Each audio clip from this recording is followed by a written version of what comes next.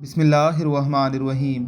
एक बादशाह ने ऐलान कर रखा था कि जो अच्छी बात कहेगा उसको 400 दिनार यानी सोने के सिक्के दिए जाएंगे। एक दिन बादशाह राया की देखभाल करने निकला। उसने देखा कि एक 90 साल की बूढ़ी औरत जैतून के पौधे लगा रही है। बादशाह ने कहा कि तुम 5-10 साल में मर जाओगी, ये दरख्त 20 साल बाद फल देगा, तो इतनी मुशक्कत करने का क्या फ़ायदा। बूढ़ी औरत ने जवाबन कहा, जो हमने फल खाए वो हमारे बड़ों ने लगाए थे, अब हम लगा रहे हैं ताकि हमारी औलाद खाए। बादशाह को इस बूढ़ी औरत की बात पसंद आई। हुक्म दिया कि इसको 400 दिनार दे दिए जाएं। जब बूढ़ी औरत को दिनार दिए गए वो मुस्कुराने लगी। बादशाह ने पूछा, क्यों मुस्कुरा रही हो। बूढ़ी औरत ने कहा कि जैतून के दरख्त ने 20 साल बाद फल देना था, जबकि मुझे मेरा फल अभी मिल गया है। बादशाह को इसकी ये बात भी अच्छी लगी। हुक्म जारी किया कि इसको मजीद 400 दिनार दिए जाएं।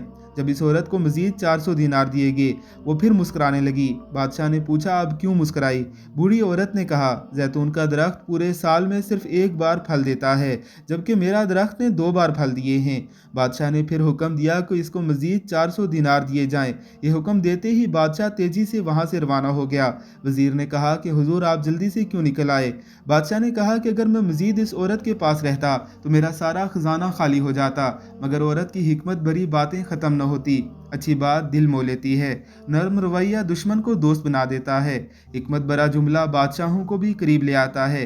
अच्छी बात दुनिया में दोस्त बढ़ाती और दुश्मन कम करती है, और आखिरत में सवाब की कसरत करती है। आप माल और दौलत से सामान खरीद सकते हैं, मगर दिल की खरीदारी सिर्फ अच्छी बात से हो सकती है। लिहाजा दिल के खरीदार बने, माल के तलबगार ना बने।